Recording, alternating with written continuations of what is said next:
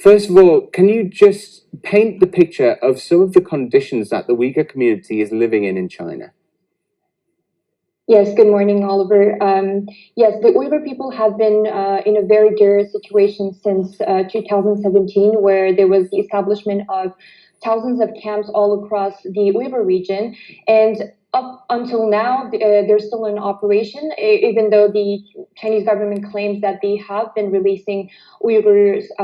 But there are different types of camps, and one of them is forced labor facilities in which some of the camp detainees are released into. So there's been huge, reports on forced labor that has been coming out since March, and new footages as well of these Uyghurs being transferred en masse across the region.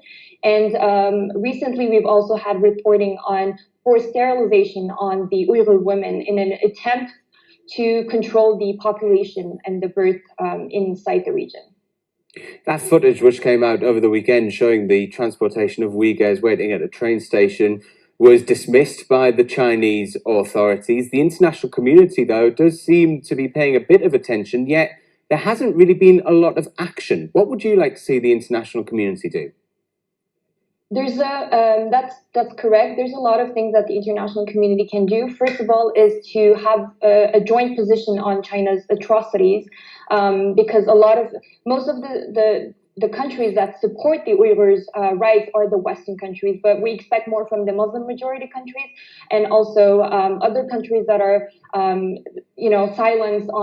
silent on the atrocities that are committed by the Chinese government on the Uyghur people. So we would like to see the international community push for a resolution to be adopted at the UN General Assembly that will establish an investigation into the situation in the region. And we would also want to see governments to adopt a joint position on China's mass atrocities, and also send independent experts on the ground to assess the situation.